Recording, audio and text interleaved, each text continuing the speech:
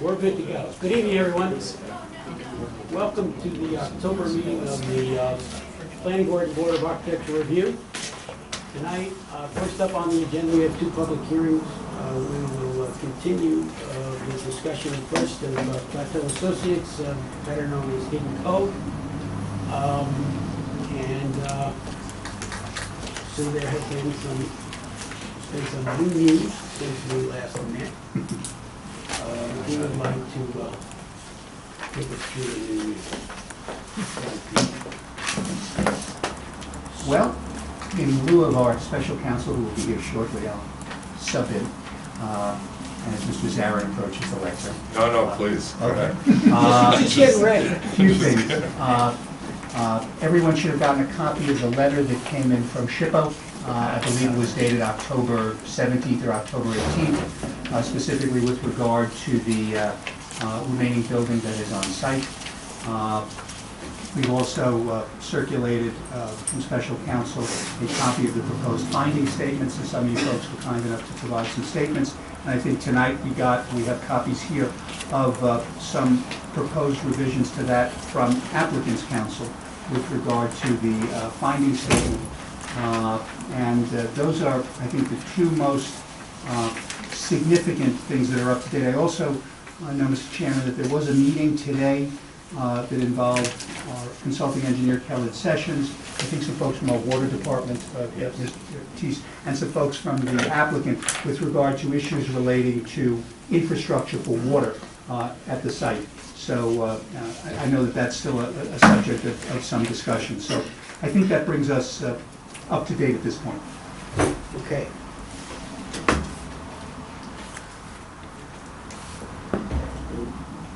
So, Is special counsel coming tonight? Yes, he should be. Okay. The traffic was really bad from White Plains. okay. So why don't we kind of, Yeah. you wanted to discuss a few things we didn't cover at the last meeting. Right. Why don't we-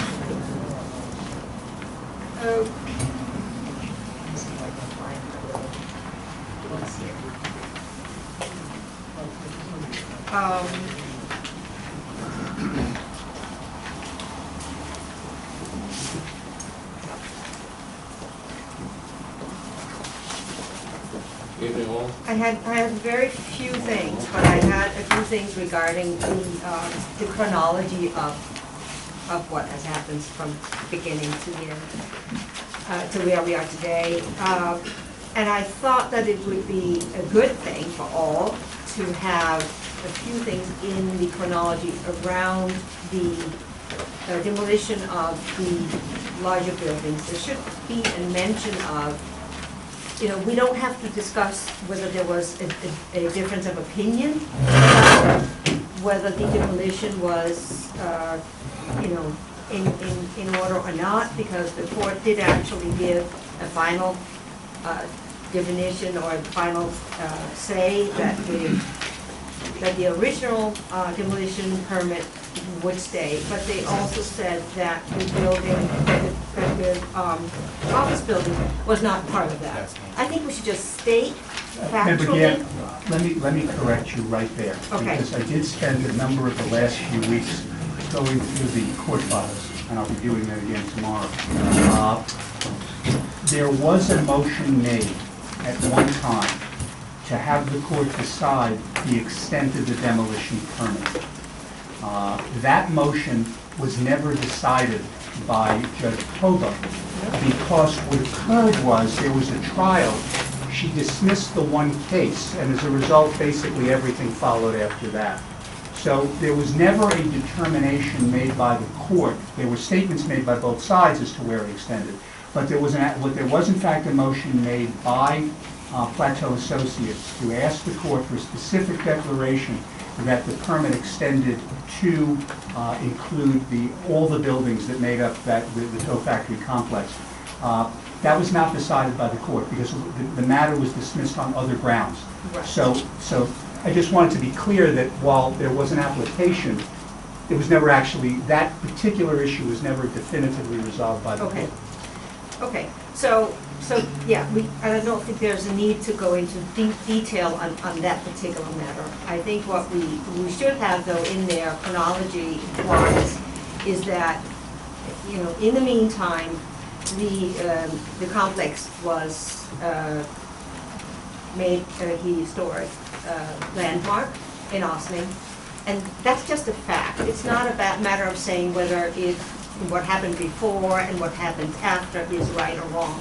It's just a factual statement that I think we have to have in here if we do a real chronology in this forum.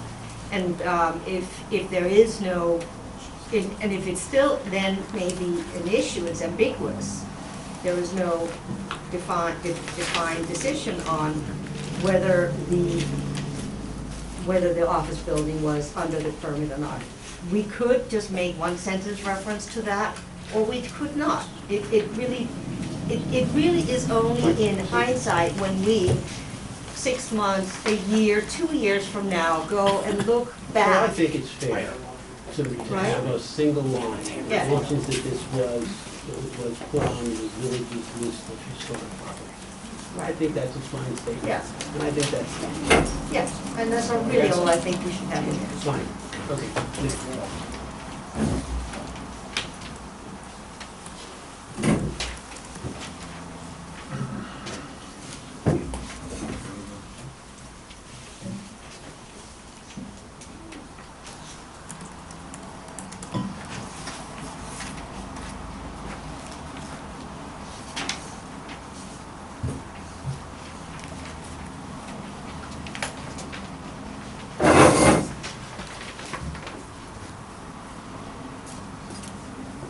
You're pulling up something.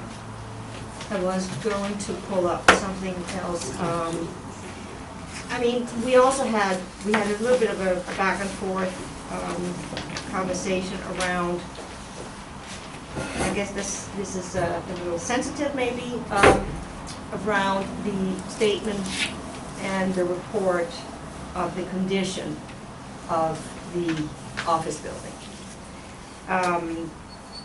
I think in light of the letter from SHPO, we should sort of take it up again. I think it's fair to say that we can leave it in the document as it is the applicant's opinion that the engineering report is correct and accurate and states the actual situation of the office building as it is now. That way we're not countering anything that SHPO is saying, and we will be, you know, as a planning board, unless we have had our own engineer go in and do an equal determination of the state of the building, then I think it's hard for us to say that we are okay with the report. I think I thought that the corrected version said that it's the opinion of the applicant, and that was it. It's not in this last one that we got sent. Are you talking about the proposed findings? It's different than that. Well, Yeah, Yeah. it is different. Because we- And so, to what end does it change anything if we say the opinion of the applicant that the building was not repaired? And what do you do? What do I gain? What do you gain? What does the village gain by? I think this is one of the things that we've been talking about with our council, is that we should make a very clear distinction between what we stood by and what we were not sure. But this board has no opinion, because we have the village spent no money to make an alternative determination. There were 2 engineering reports that concluded that this building was not salvageable. And so, I don't know what more we would say than it's the opinion of the applicant. If we say that, but it's not in there. We're not even debating that No, we're not document debating anymore. that. But we're debating in the final statement that it's not included. And if it occurred that way, then it's an omission, because that's one of the places Yes. where it should have. But we made said. proposed language about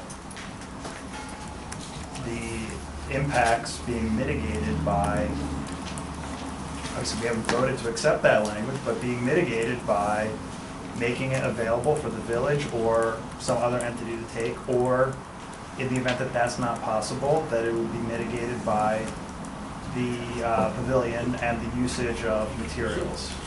And so we haven't accepted that yet, but that's what we propose to say. Yeah, I thought we had a rather extensive discussion about that, and concluded that since you could not hold this open forever, that we would limit this to, some very short, in fact, because I thought we agreed to like the end of the year. I think the proposed language says by the time of the site plan. Yes, site plan. Yes, the Right, time of the which- site plan. At the time of site plan. With any luck. It'll be in the summer. So, okay, I'm fine with that. And if that's all we should have. Everybody agree? Fine with what? So we did define that if there were no, in my non-legal language, if there were no takers to either moving the building or using the rubble from the building for some other purpose in some other location, that there would be reuse of the components in a future building representing the Right. buildback. That's in, And I- that's in there. And I think the proposed findings say that would mitigate the loss to the maximum extent, and I forget the exact language, but it's Practical. or something. And that's no good. No, I'm just saying that, I'm just restating for the record Okay. what we're saying there. Okay. And maybe, I have it on my email, but. All right. Okay. I mean, So can we, so let's do this to make it simple for everybody. So let's revise the language and we'll have a committee of Aya and Jeff. I don't know if we have to revise, I was just stating what's already there, what's. I mean, Last I think draft, there's yeah. things that Already should be revised, Okay. revised. Good. So, Okay, fine. and then we can, If we we're can happy bring with that it the way it is, I still think that there's tightening of language in those particular areas there that I think should be then I done. think that's fine. I just don't know materially what changed. I think if we're looking for reaction to the letter from SHPO, it says that, in their opinion, the mitigation is not sufficient. But having been through this process and come to where we're at, the village has not stepped forward to take the building. And so that's sort of left us in, back into a very tight space here. Yes. So I'm reacting to that's my reaction to And I the think letter. that's great. We appreciate their opinion. Yeah. And I concur with what Jeff is saying. Okay, so we reacted to our opinion, the language seems appropriate. Move on. Okay, Kaya, what's next?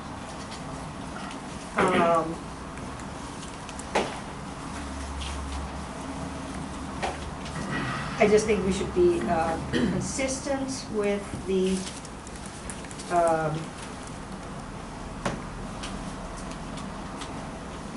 I don't land and use and zoning. I think that I have a revision here. Do you want to hear that, or do you want to just? Okay, so this is 411 land use.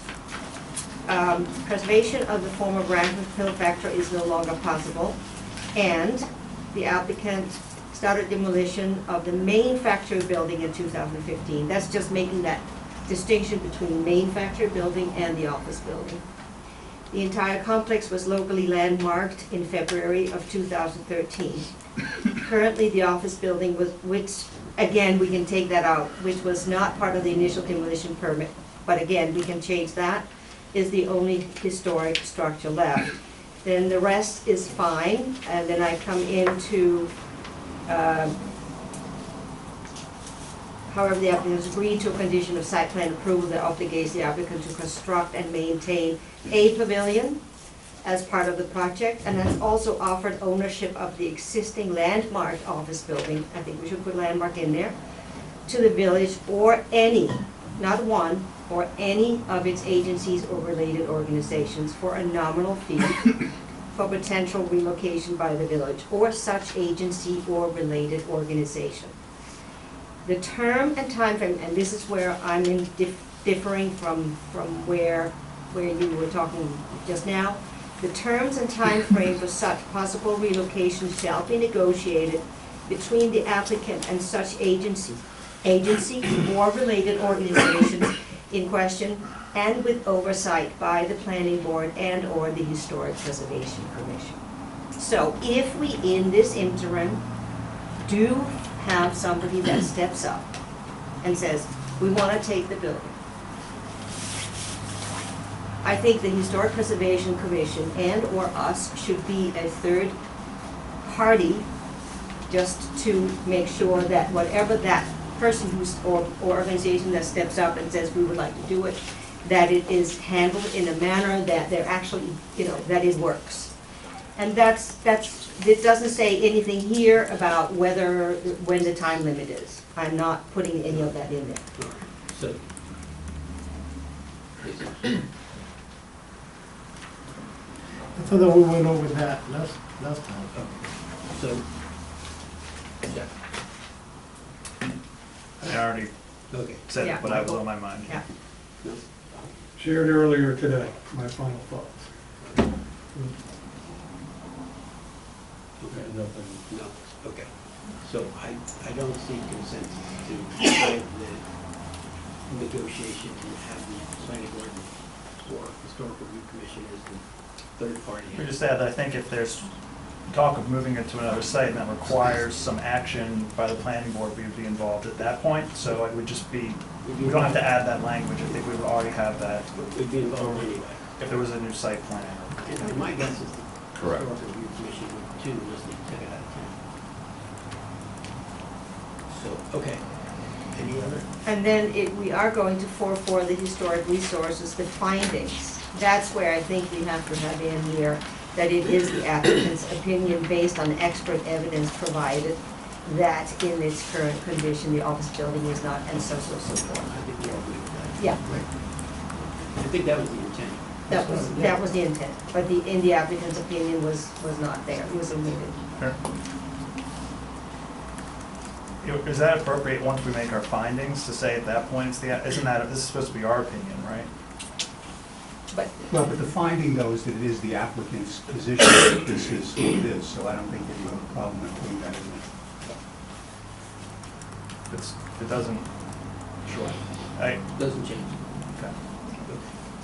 All right, good. I think that's it for me. Michael? John, you had, good?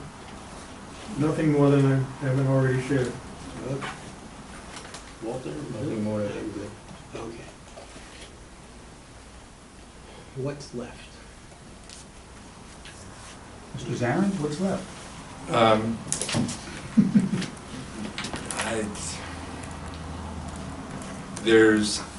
I think with this change, with the change that Mr. Fry offered, we have offered, I think, one paragraph that you may want to include that acknowledges the SHPO letter and states, I think it's the right thing to do in a findings statement, or and SHPO has told us, we've been on the phone, you've received the letter that I sent, we've talked with the general counsel, we've talked with the head of the preservation, we've talked with Ms. Brazee, who wrote the letter, and they made it very clear that it's advisory only, and I think it's good to acknowledge it. So we did include language that the planning board is in receipt of an advisory letter from SHPO dated October 17, 2018 regarding the office building. Planning board has studied the relevant issues identified in the SHPO letter and is satisfied for secret purposes that a pavilion will provide suitable mitigation as it relates to demolition of the former pill factory. As a condition of approval, the applicant shall complete the procedures required under Section 107 of the National Historic Preservation Act. Should that process result in the relocation of the office building, It would likely be relocated to an area in the general vicinity of the location shown for the pavilion, in which case the pavilion would not be built. So we are prepared. SHPO asked us to come back and to in our 106, which is different than SECRA, to show them why the pavilion cannot be moved. And they wanted some additional evidence in that respect. And that can be a condition of site plan approval. But for the purposes of SECRA, I think this incorporates everything that you've been saying today. Okay. Okay. And at this point, I would respectfully ask the board to vote on this with the modifications that have been put forward on the table. Are there any other questions from the public? No questions from the public. So you all heard the comments that have been incorporated tonight. Is there a motion to approve, or do you want to see the final document? Before either,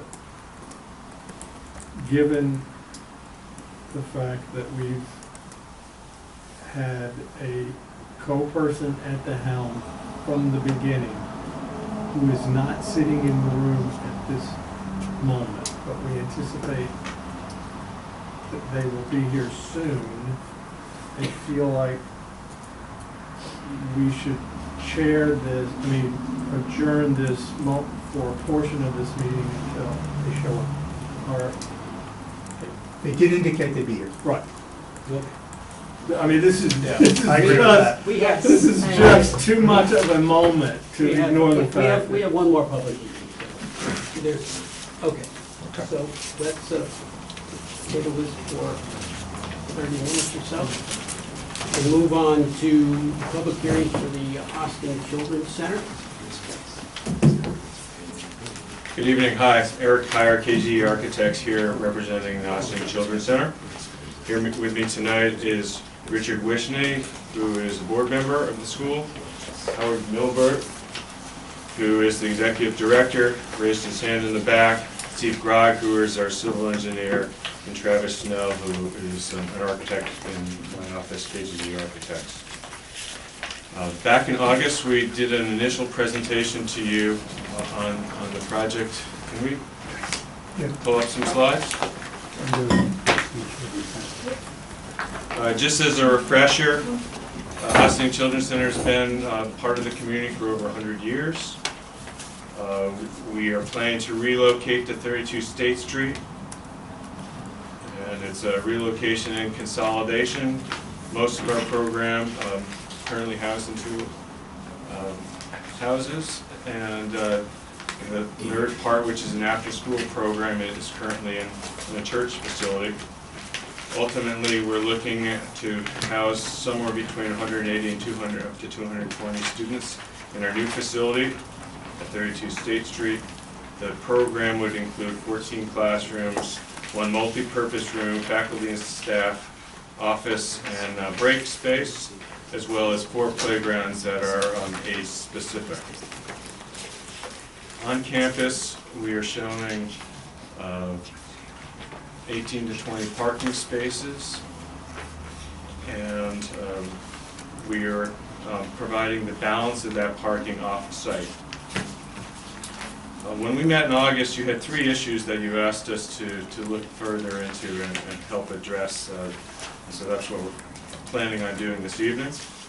First has to do with the bus drop-off. We met with both of you as well as neighbors, and both groups had a little bit of concern related to the bus drop-off and pickup. Second was in terms of parking count and how we were going to address our parking need. And third was to provide some additional material or revisions related to a more cohesive building massing, I guess I'll refer to it. I think everybody appreciated the overall design concept, but was looking to see if we could make some modifications there. I'd like to start with the bus drop-off and pickup. Can we go back 1 slide, if you would? Thank you. you can just zoom in, or that's good enough. So the top portion of the page is parking, and the bottom portion of the page on the right is also another 5 parking spaces for the total of about 20 on campus. And then we have a connector area, which is a driveway, which was shown as a drop-off, but because of the road configurations, driveway configurations, we couldn't bring the buses onto our campus. And so we were, in this design, queuing the buses directly in the southbound lane on State Street. State Street today is a north lane, a south lane, and on the south lane, or the west side of the road, there's also a strip of parking, which is parallel parking. Can we go to the next slide?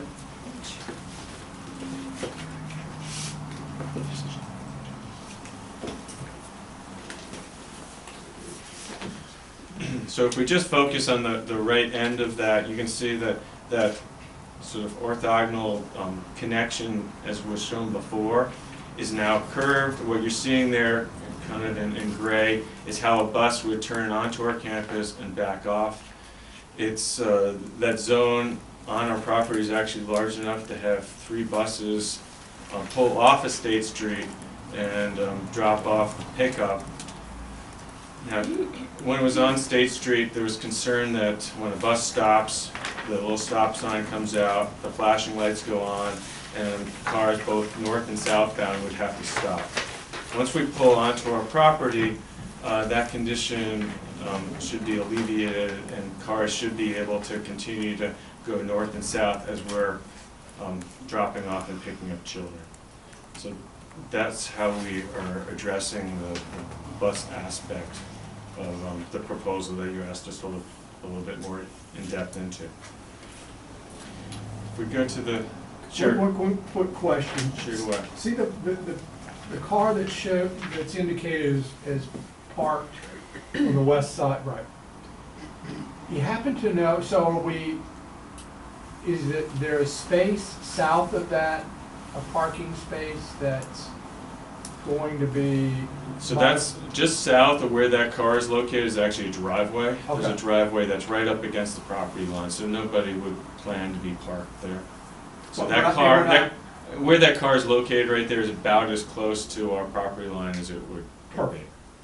Now, directly to the right of our drop-off on State Street is the ability to have 2 cars parked there. So where we've lost 2 parking spaces on our campus, we've actually gained a couple parking spaces on State Street, right in front of our property. In the hatched. In the dark hatched area, that's right, that vertical line. That zone right there, thank you. Oh, I see there, yeah. Are the buses coming, are you directing traffic, so they're coming only from the south? That's that's correct. the- Buses would have to come from the south. They wouldn't be able, a full-size bus would not be able to make the turn heading northbound. Right. So they would have to take one of the side streets, head south, come onto our property facing south, and exit our property continuing southbound. Yeah.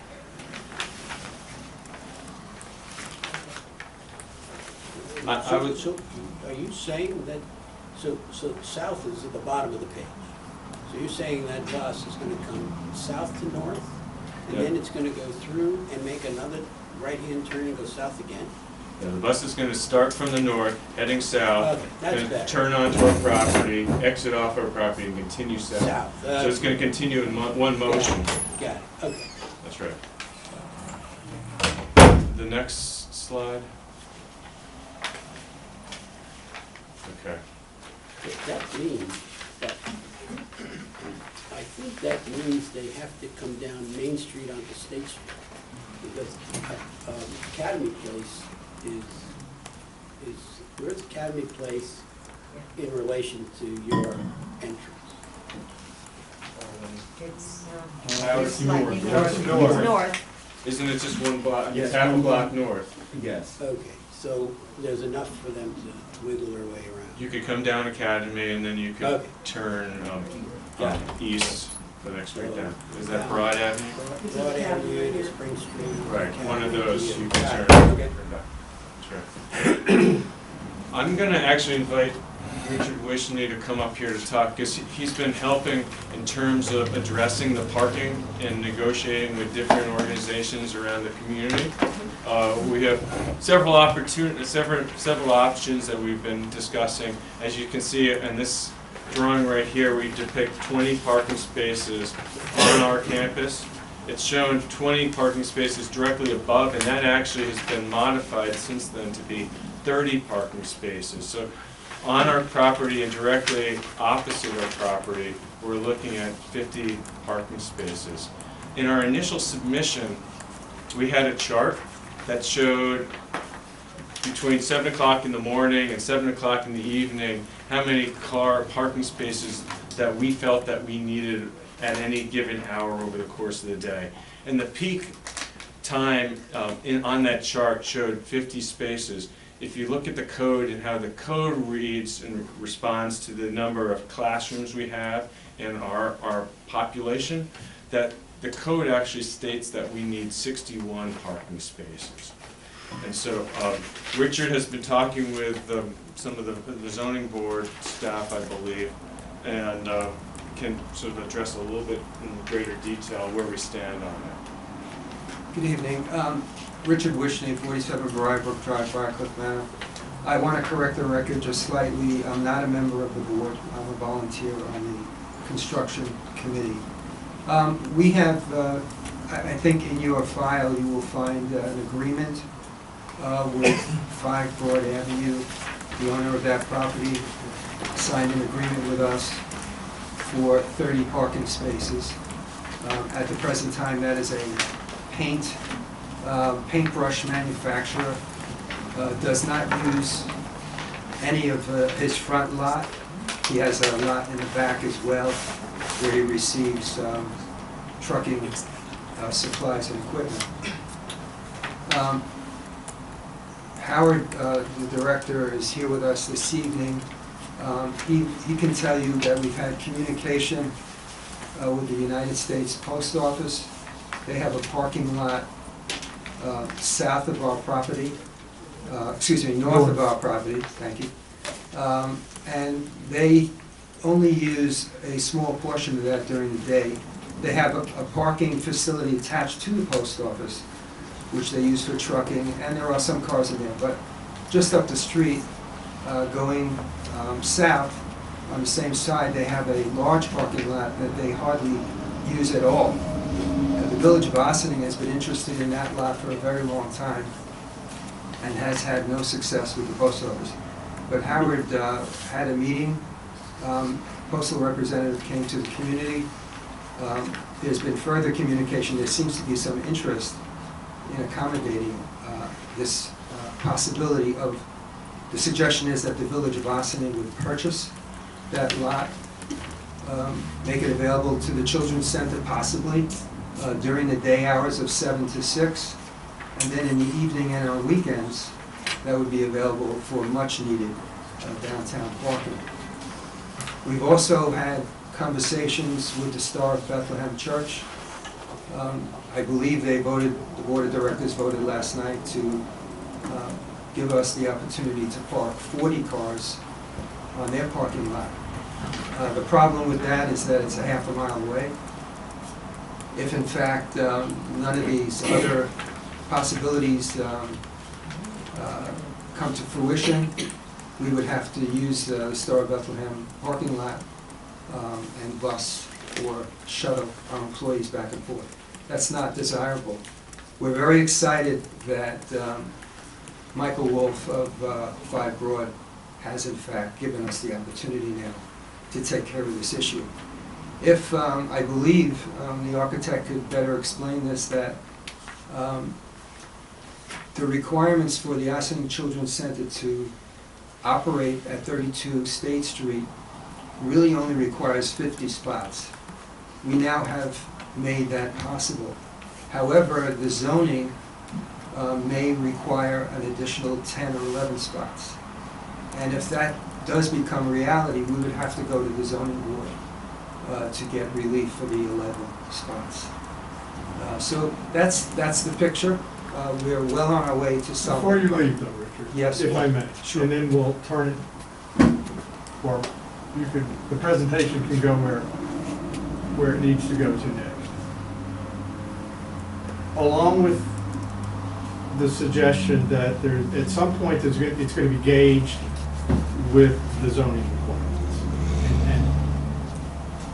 And so I feel like the mechanics of this, because this is a reoccurring story here before the planning board, is when surrogate parking is achieved off-site, the analysis for the location, for the off-site location, has to be gauged to zoning also. So that, I think there's an additional mechanism that's gonna be required there. That is to say, what is the paint manufacturing use today required to have? And then how does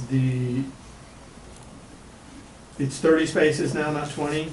30, Yeah, so how does the 30 spaces impact his requirement? right. That's a part of his use and site plan approval. Then there's the broader planning perspective, which is to suggest whether it's 2 years, 10 years, 20 years,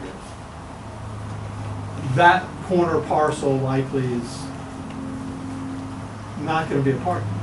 That's correct. So I think that I'm encouraged, or I think we're all encouraged for a whole lot, at a lot of layers about the post office site scenario. But more germane to your application, I think having the alternatives is obviously a good thing. Because I don't know how the other mechanics of this are gonna play out. Yeah, we certainly understand and recognize your responsibility to make sure that everything fits into the proper zoning. The bottom line is, worst comes to worst, we do have a huge parking lot that's not used at all during the week at the Star of Bethlehem Church, and if we have to at some point, we would use it. Well, if the requirement, your requirement is, somebody's gonna tell you 61, Right. and you have 50. One alternative could be to lease a dozen from the Star of Bethlehem and only use them in a pinch. That's If you don't exactly, think you need them, that's correct. you won't have the inconvenience. That's correct. Well, that would happen if in fact, us taking 30 spots meets the zoning code for the paint factory. Right. Okay, thank you. Thank you, Richard. One comment there is that that letter was received yesterday, and it's not in your packet. So Yes, some of you I'm looking for it, flipping flipping through, we will provide that, but that was not provided when we had just do the submission. We go to the next set of slides. I would keep going. I think that the comment here had to do with the building massing at our initial conversation, and so probably we should jump right to that rendering right there. If we could zoom in on the top one slightly, that would be good. That's almost perfect. That's perfect right there. So the comments that we heard from you all at our last discussion had to do with, it was very positive towards the front building, and kind of positive in the overall, but the actual development of the educational building behind the front building and how it connected and its sort of articulation was what I think that you wanted us to revisit. So if we could go to the next slide. And actually, before you leave there, I just want to point out a couple things here. Well, one is that the three red blocks have flat roofs here. That the roof behind those red blocks is pitched, but it's sort of a simple pitch. And then the entrance canopy at the front door here, where we have a covered porch, that it's a wraparound porch, but it doesn't really define where the front door is tremendously well. So if we could go to the next slide. Okay, so right, just about right there is perfect. So the major differences here in terms of the overall massing is we addressed that front porch, creating a peak, if you will, at where the front door is, to really provide where that front door location is. The 3 blocks which had flat roofs before have shed roofs which match the front building in terms of the way that it's sort of massing articulated. And then when we were looking at the mechanical systems and how to address the mechanical systems, we felt that adding large mechanical cupolas on the rooftop there not only addressed intake and exhaust that we needed for our fresh air, but also added a certain amount of architectural interest to that roof, so that as it went from the red sheds to the main roof to the cupolas, that it kind of tied it all together a little bit better. You might want to look at a couple of the renderings from below when you sort of look back at it. Just slide up the screen.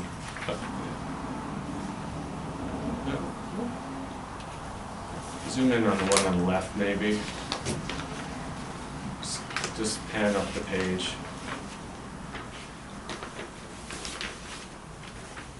Okay.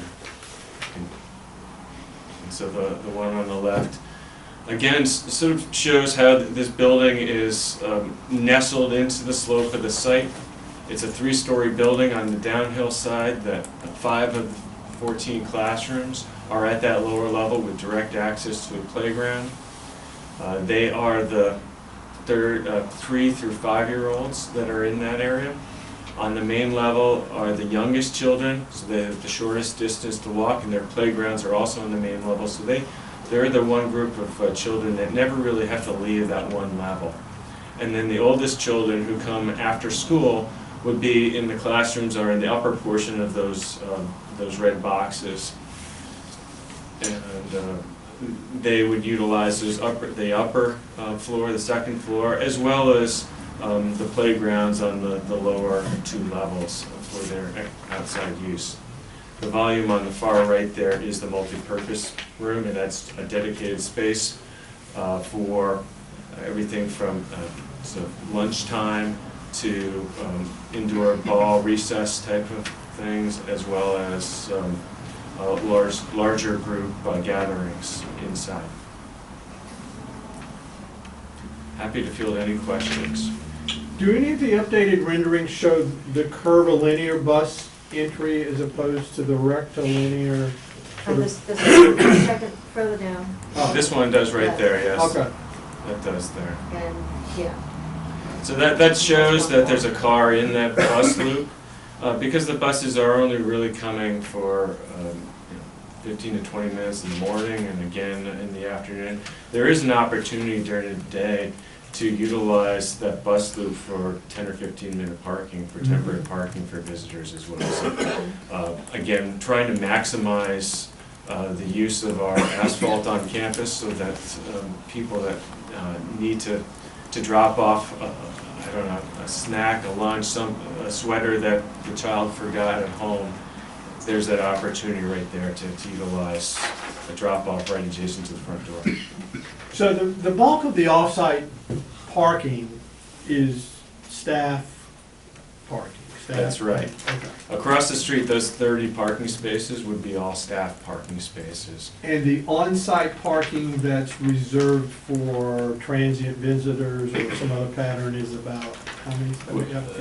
If you look in that picture right there, in the distance you see an orange and a red car and a white car. Those would probably also be staff parking spaces, but if you zoom back a little bit, to the right, all those spaces to the right,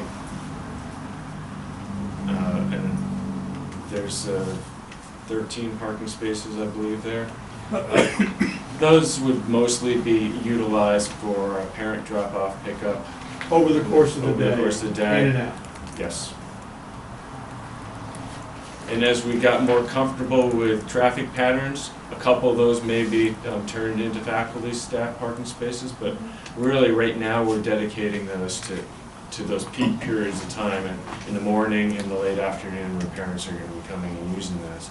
And that also gives us the opportunity that if we want to have another hard surface during the day, that we could actually rope off a section of that and utilize some of that parking lot for outdoor activity, which is how the church currently is used.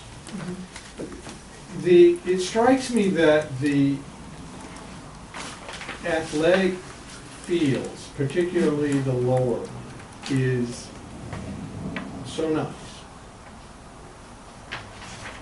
And clearly, a lot of resources are going to be expended achieving that. Are those going to be lit for night use? No.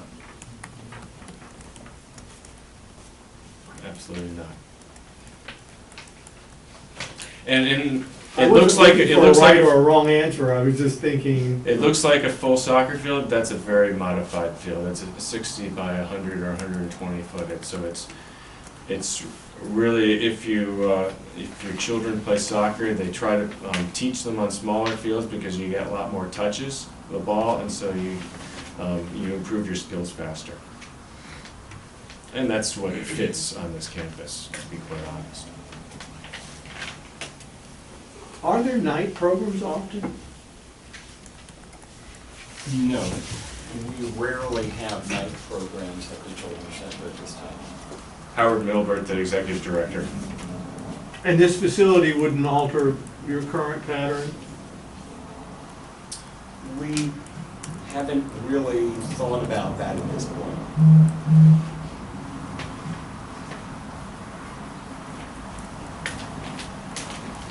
We would like to open it up to the community whenever possible.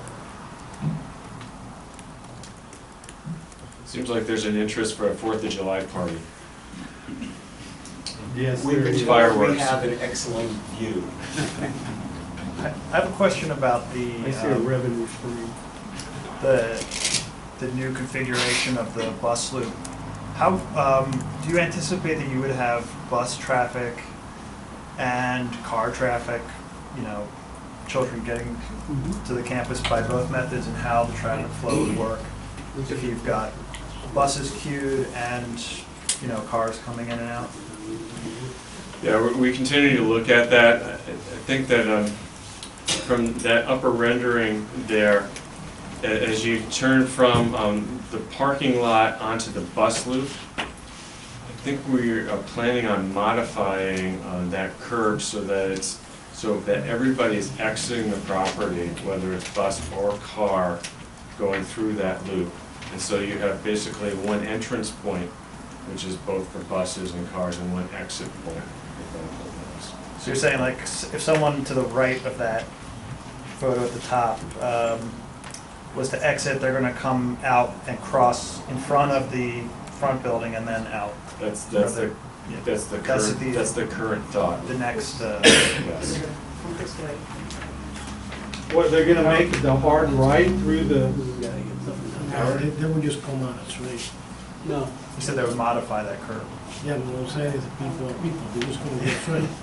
Unless Nobody's it's, gonna go unless around it's them. marked as a, you know, one-way, do not. you need to have, It has to be it's signed. engineered, so Yeah. it forces you Yeah. to go there, otherwise you're gonna go the other way. We would like to have it a one-way loop so that you don't have cars and coming in and facing each other. And is there enough room if buses are parked to the right of that curb at like a drop-off point? Well, I guess, I don't know, at that point, does the flashing reds go on and you can Right, pass? when the buses come in the morning,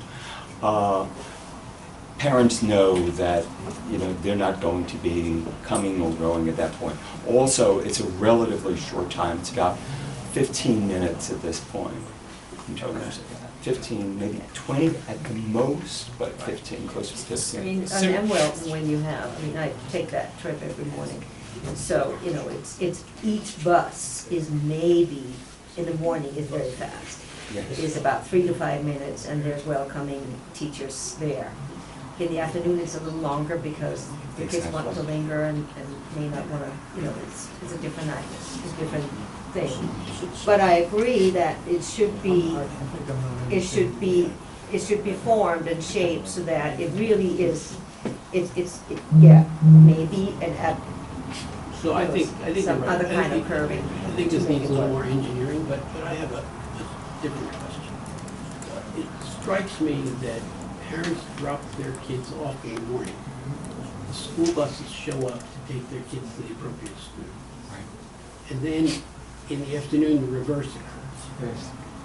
Buses show up, drop the kids off, and then sometime later in the afternoon, parents come to pick up their kids. So the chances of buses and cars being there at the same time is relatively small. Okay. So, but I do think Kai is right. You know, your engineer needs to do a little work to make it pronounced so that you're sort of forced to go in the direction you need to go. Sort of was not done well, but done at the CVS in Arcadia, where it sort of forces you to go in one direction. The other I would aspect, hope not well. other aspect that, you know, most campuses of a similar type here will have faculty and staff out there directing traffic as well. And so at that intersection, we would expect every morning and afternoon there would be a staff person that's helping to keep people safe. Just so I'm clear, because I think I'm still confused. This is being flattened out? That's correct. Oh.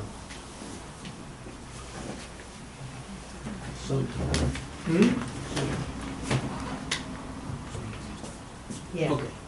Yeah, I think that's, I mean, there's the engineering element, there's the traffic flow element, then there's the aesthetic visual element, right? So opening, you know, we already have there is already a significant amount of paving on both sides of the building and in the front, but there is there's an aligning scale of the drive-through and the other components, and it seems like opening up that throat for that additional turn is, you know, now we're headed in another direction in terms of paving.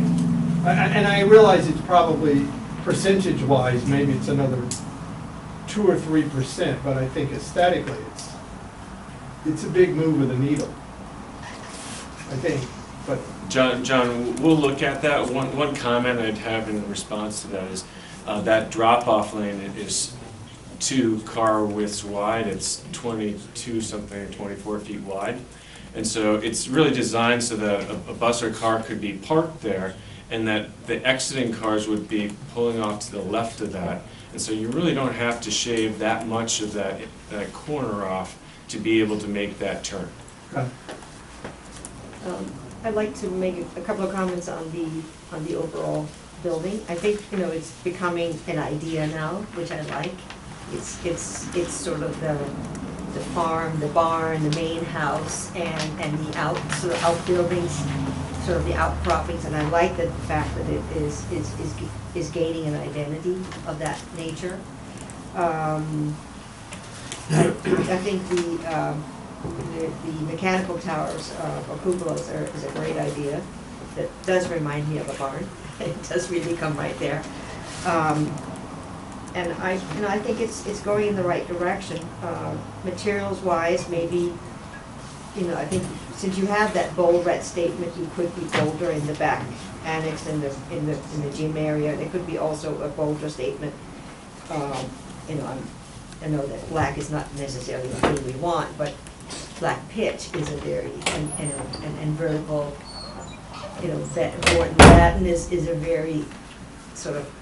I just see that as being part of this, an identity. Are you referring to the barn portion? No, the back building, this building here. Understood. Right.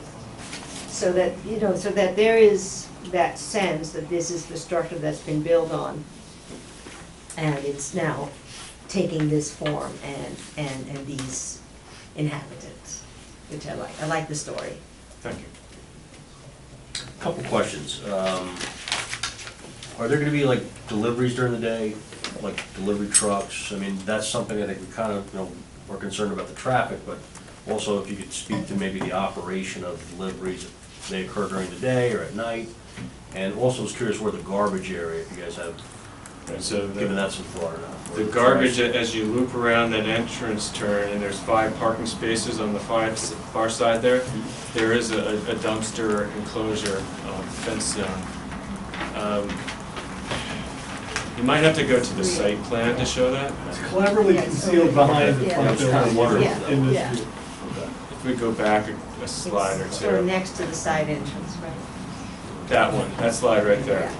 Yeah. So at the bottom of the page here, that's just up from there, those are, yes, that zone right there is garbage. Are those double doors a gate or those doors? Those are a gate. Oh, that's a It would be a solid gate. And So we see that, I'm sorry. And just one final thing, lighting, have you guys thought about lighting yet, or, I mean, I don't see really that on the elevations here, so. There's bollard lighting along the sidewalk on the building side, and there's some pole lighting that's on the perimeter that's lighting the parking lot. I think that's shown on the civil drawings. Yes. The original, yeah. All right, that's all of those poles? It's up to you. Give me a second. I think we have 12-foot poles along the perimeter, and then there's 3-foot bollards along the sidewalk. And those are cut-off fixtures. And I don't know whether the 12-foot stanchions are the right answer. Maybe they are.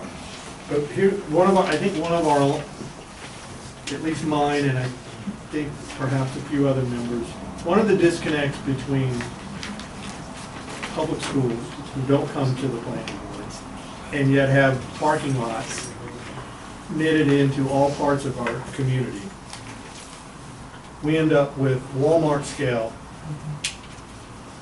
parking lot lighting that we never have an opportunity to speak to. And more often than not, it's problematic. It's problematic to the scale and the fabric and the feel of the neighborhood. And it's problematic visually because they're very aggressive lighting. So, all of that said, I don't know whether 12 feet is the right or the wrong answer, but I think given the context of the neighborhood, if they're the right answer, we'd like to understand why they're the right answer and right scale. Well, they should bring it in a pattern, lighting pattern. Even beyond that, right, there's an element, and I think you want that too. And that is why we chose the 12 versus 15 or 20 or something like that, which most of those public school parking lots have significantly higher. But I think it's a point well made. You know, in the old days, these wouldn't be cutoff fixtures; they'd be some sort of ball. But that doesn't meet the code. So we are looking to focus light on where the surface that needs to have lights for safety. We want to limit that light level so it's the minimum to provide safety because it's a neighborhood. We don't want to go beyond what we need to, and you know, obviously make them as energy efficient as possible. And also, can somebody check to see what we asked the Hunter James people to do for the streetscaping just south of, so that we're consistent? It's a good point, sort of knitting, now that this is developed, knitting it to Hunter James. That's still. So there's a lighting style. Well, no, not so much to the style of lighting, just the context of what their streetscape may or may not be. We'd like to see it. Okay. Any further questions tonight? Okay.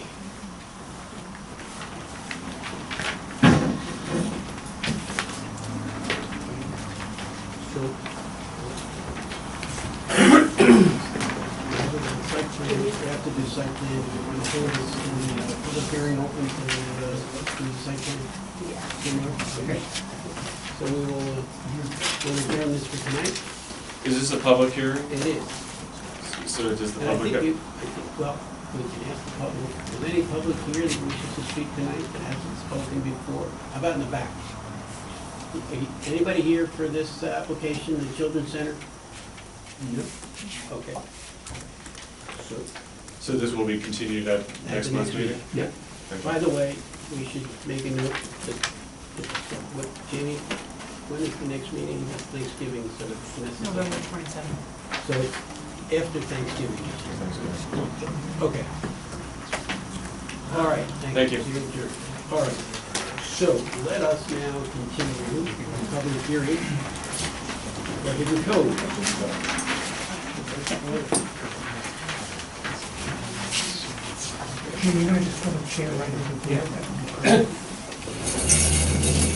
My apologies for being late, I'm very sorry. Wonderful long excuses, but won't burden you. Tracy gave us a note.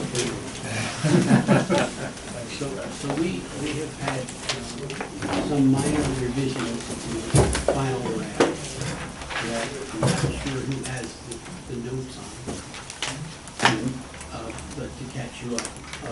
There are some language issues to be sure that all the references where the planning board did not have an opinion, but the applicant did, that it was clear that it was the applicant's opinion.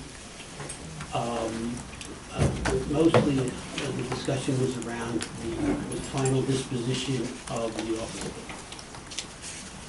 There was also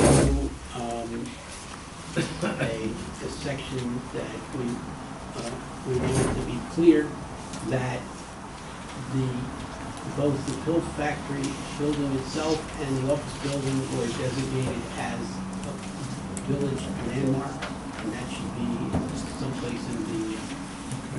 So what, I think, what we can do here is, if you're ready for adoption tonight, you can just do it with the direction for me to produce a final draft that has the changes that you say. I just want to are make into sure it. somebody besides me has it in their head. Written down. I have it written down, so I can forward that. All right, So let me, so go ahead. So, when we left off last time, I gave you a draft with the changes you directed.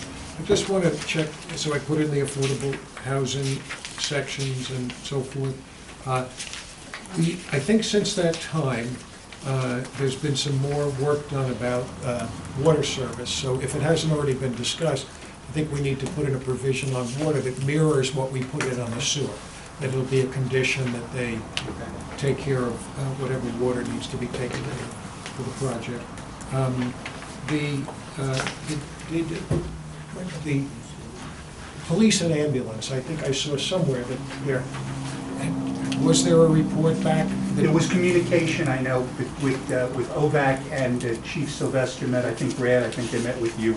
So, and they got back, and I think that's actually reflected now in here, in the revision that we got tonight from Michael. Right, So that's. There was a communication. So I think what the applicant has suggested is that they put in that the police and ambulance are, my words, are good with it. I think I don't know if fire was included in that. They were. And so on the fire side, we might just say subject to water improvements because some of them may relate to hydrants. Okay. And if you give me a second, the applicant handed me, I think I emailed late today to my office after I left, and handed me the I have to say, the Mr. markup. Aaron has written a very eloquent paragraph to reflect the comments of SHPO. Okay, so I think I have that in hand. If you give me a second to take a quick look at it? Sure. 12 and 13, page 12 and 13. Okay.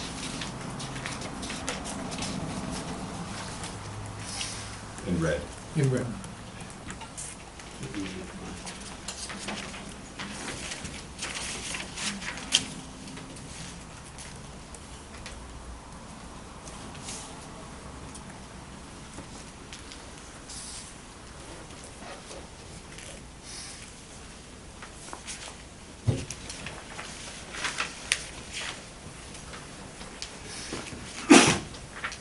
So I think I might just suggest a little edit that I can make, which is, I think it says that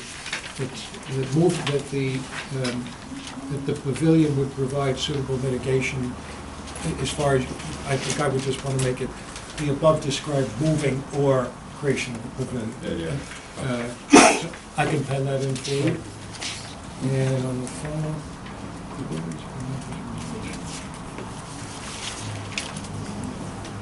and it's okay with me if it's okay with you? Yeah, I mean, I have this, I had a paragraph just run that I that wanted. by? I can run that by again, Just- yeah. The paragraph about the mitigation with respect to the office building, there was, we had a discussion about that before you got here. I just want to make sure, run that proposal Yeah. by. Right, okay, so I had on which I think you captured in writing what we said at the last meeting Right. very well. Okay, so are we good with that, or? So, I mean, do you want me to? Well, I gave you I did what you directed me to do at the last meeting and gave you the redraft. I think That's you- what that was written emailed to us, Yeah. and yes. and- That was my report. This isn't connected. Okay. That's not on the So what did you suggest that I? You had proposed something about adding to that paragraph about it Yes. being in the applicant's opinion, and my only question is whether it's appropriate to say that in the finding at that Yes. point, or whether we saying what our. The finding really, at some point, it's gotta be, as I've said to you before, it should be your finding. That's my rather question, than- should this Yeah, I point. mean, we had a lot of applicants' opinion in the FEIS, and some in the narrative, but in the findings, I'm certainly more comfortable from a legal point if the finding is your finding. It really should be. So the question then becomes, since we have no independent view of the suitability for rehabilitation of that building, Right. how do we state that? We can say it, or, I'm I fine don't, with saying that. yeah, Yeah. yeah. May okay, may I why don't we humbly just say it? offer that I tried to identify that in a phrase this morning? Right, I tried to set the bar as in the context of not having alternate information. This is where we stand.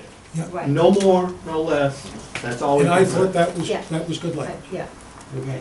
Okay, so I'll use John's language and I'll make it a fine. What is that, the language is? Hold There on. was- You Oh, sent you that have it out in an via email. email, yeah. Okay, You okay? no, It's, did you get that in the email as well?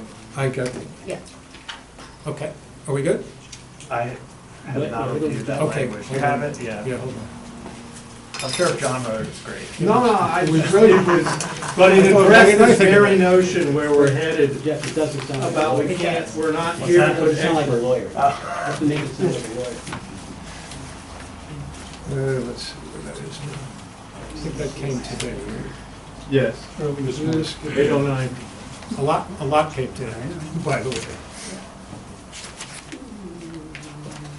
Okay, yes, here it is, if you want to read it. Do you have John's? This, I think, is from, I don't think so. it's coming here. Here it is. That's coming from John, this section here.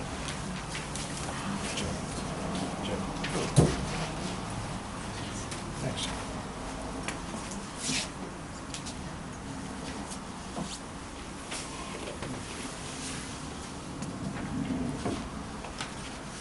Yeah, that's fine. Okay. We're adding that to the existing language. I suggested it, I understand Mr. Zarin is comfortable with it. So I let think me, we're- is this it, John? Why don't you just read it?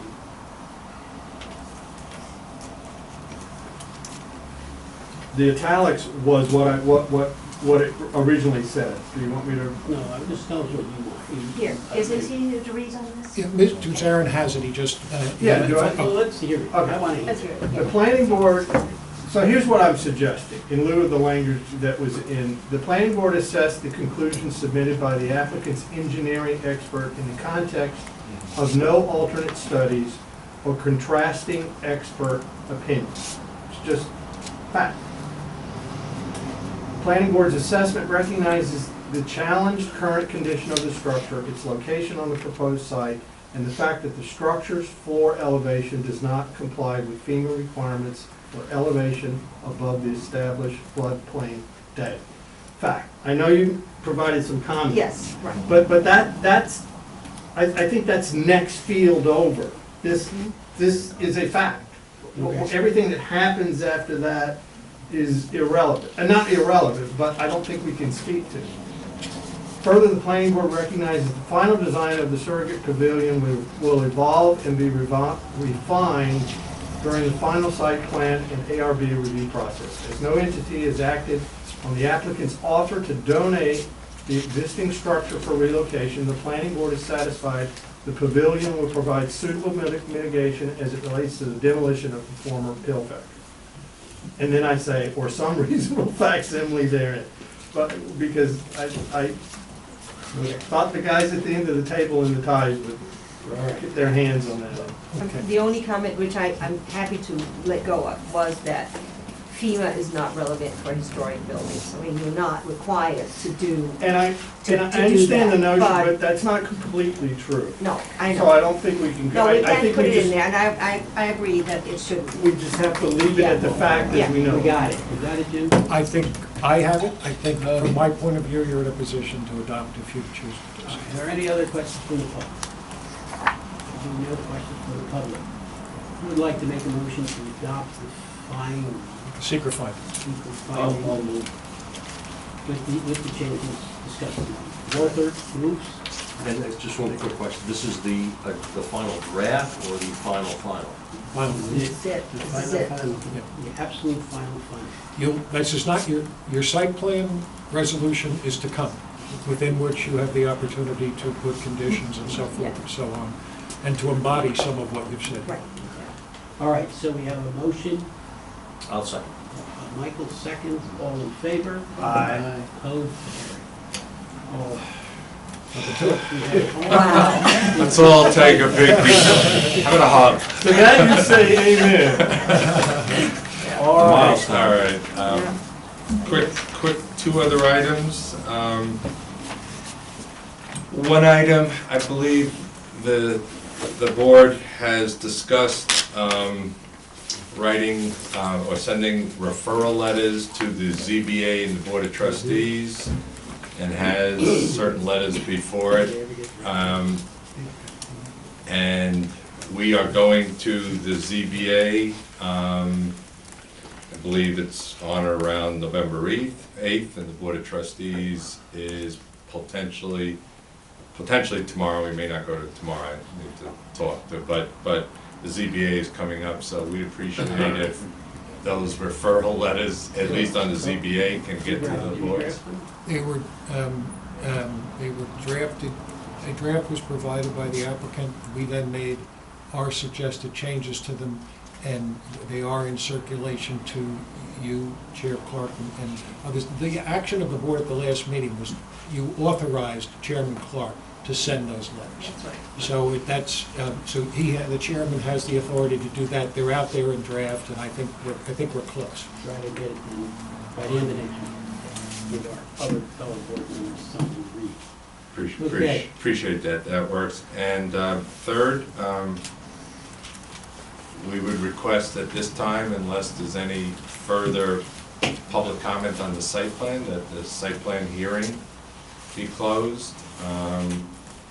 I know you've already authorized council to commence the preparation of the resolution, and we would hope that that's taken up at the next meeting. So at this time, we'd ask then public hearing be closed.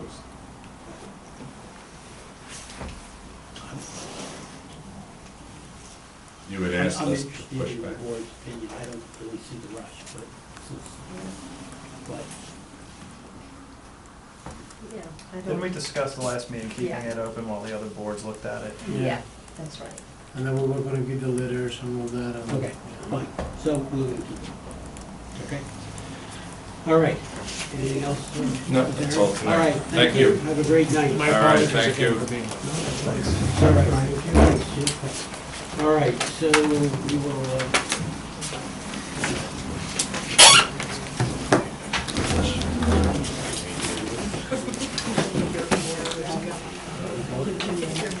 Yeah, and the end of the knot. Tracy, that's, is that everything? Yeah, I must say. On the On an as incremental basis. PRN. Is the, I mean, not to. You guys see this in three phases? Right, and the agenda is tailored around that notion? okay, so 49, BAR, we'll go back to the BAR. Adjourn, Just like to know, 49. just curious. Children's Center we just did. We don't have to do that again, right? 78 Prospect. That's going to be adjourned. We had a meeting with Mr. Curtis last week, and there will be other applications. How about 240 North Highland? 240 North Highland? The applicant is seeking BAR for a new second floor addition to a one-family home. What do you mean? It's you, right? 240 North Highland? All right, let's go. This is an existing house that has been some work already has been done on it, and now we added a second floor to it. We already went to the zoning board of appeal because it was one side, even though we should go up, it was close to the property line. So we should add in a second floor. We will match the same materials. I do have the materials here. It's a charcoal color we're going to use. It's in the roofing color to be like a quite real. Basically, it's just yeah, if you will. Plan to keep it as a one-family house? It's one family house. Yes. There you go. Oh, I don't see this on the street. Haven't we seen this in some other Years ago. component? Years ago. Years ago. This is a large size. If you, This we is, we they're have going the to site. subdivide the lot. There you go. Yeah, there you go. Yeah. Yeah. If you go It's back, just the entrance off the Right. island, they got to drive over. You're not sure if it's you on go, Highland, if you go to Cedar the site Terrace. plan, you will see that that's the, oh, the site, site plan. I got it. There you go. I got it. I That used to remember be, we That's right, tried, you were on this the last time, right? So we were going to subdivide the lot, we were going to try to Yeah, put two. it was gonna be that- called- That didn't happen, right? that didn't happen, it was going to be It's connected still to. a single lot, and it's a single family house, and we're just going to raise the roof. Yes. I got it. Okay, that's good enough. All right? So it's, the porch that's to the south side, is it to the south side? Yeah. Is that shown on the site plan? No, it doesn't, it's not shown on the site plan, but doesn't affect the setbacks. No? Okay. Can you just point out where that porch is on the It's, site? right in the other side, yep, go up. That's the side, that's the stairs that you see? Yeah. And those stairs are existing? Yes, Okay. they're existing. Everything is basically is existing, is the old house that back then we're gonna take down and I got you. Good, okay. build the new ones, and now this is added a second floor to it. Perfect. 550 square feet. Any questions from the rest of the board? No? Questions from the public on 240 North House? No questions from the public? Is there a motion to approve the site plan? Or Second. all in favor? Aye. BAR. Carried. Okay.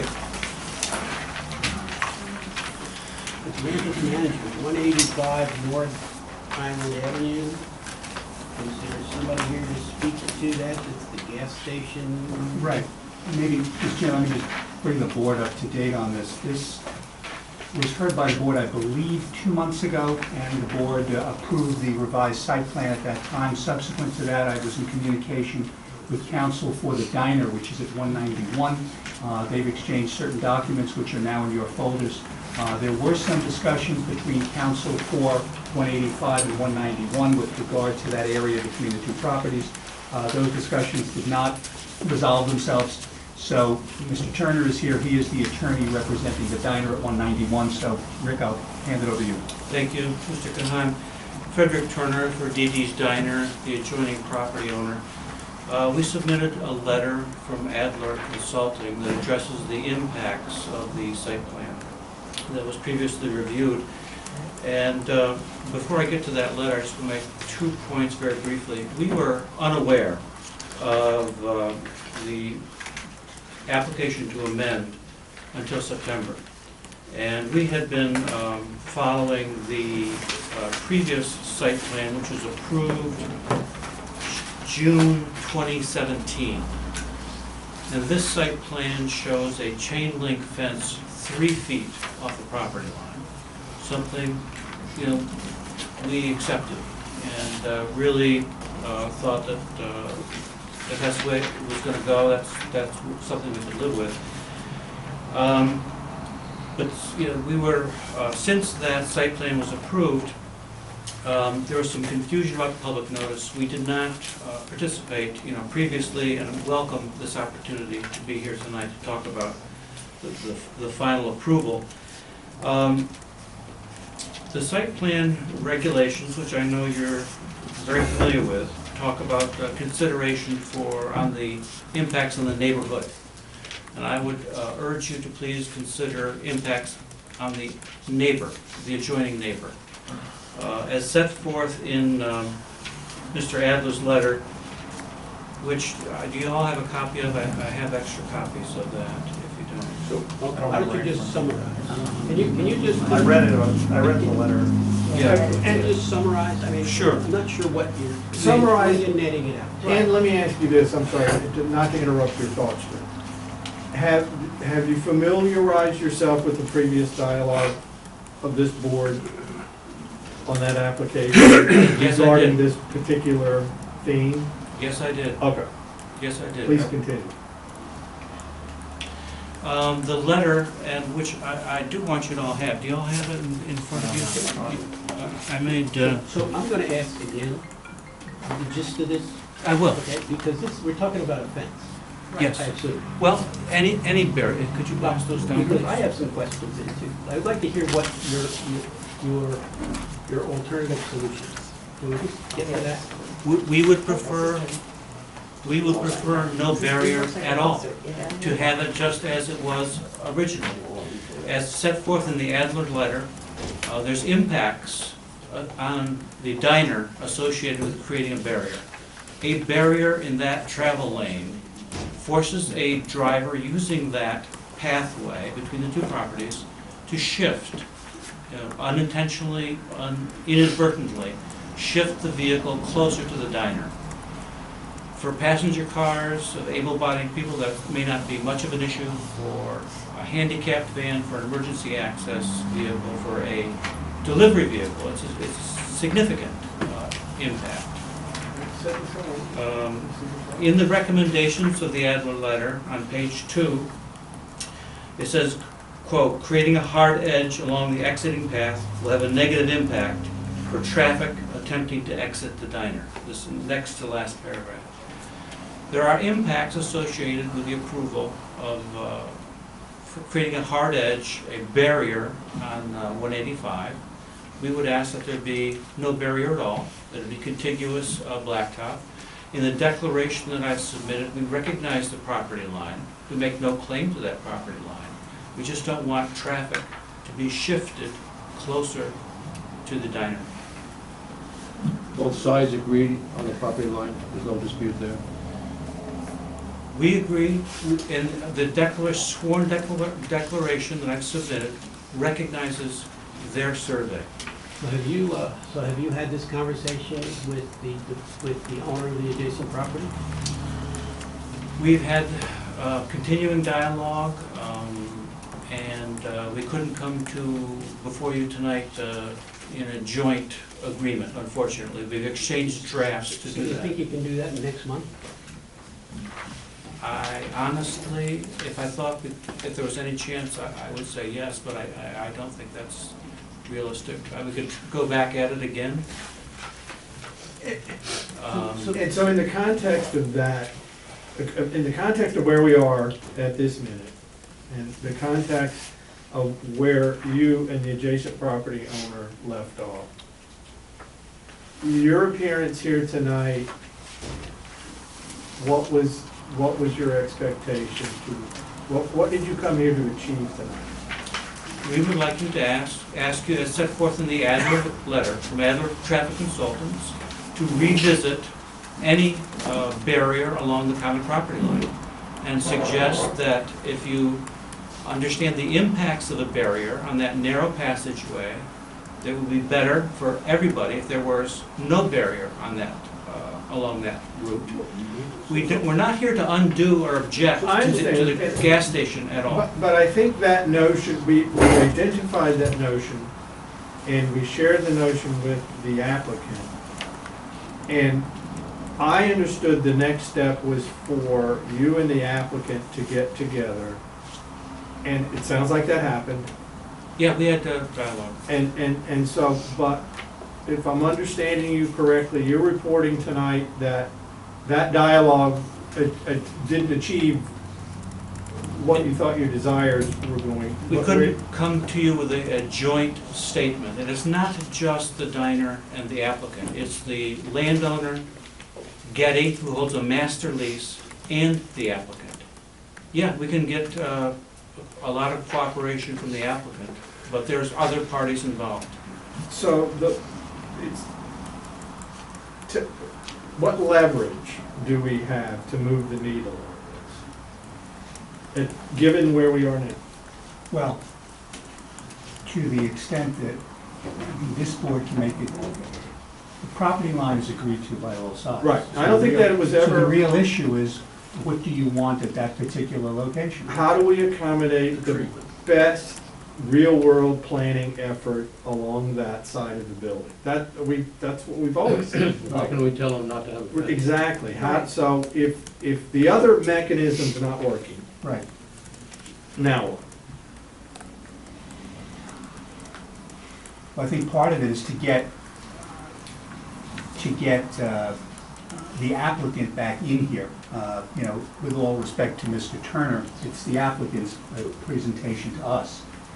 Yeah, I think that's right, but I think this is within the realm of the board. Well, that's the other point. I mean, is that, you know, we can. You can just say that this is what you want to be as a condition of approval, is that that's what it's got to be. Yeah, I think that's where this is. We No, haven't you mean approved no this yet. barrier would be a condition.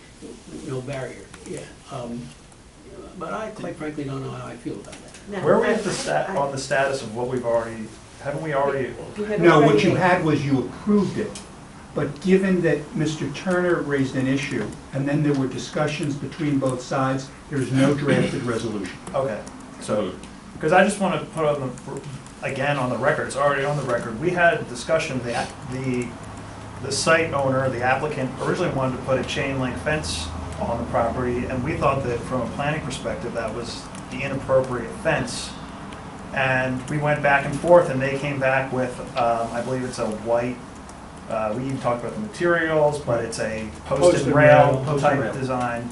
And But not on the property line. we had this whole discussion, and we, you know, Well, if it's not on the property line, then the adjacent property owner gets beneficial use of somebody else's property.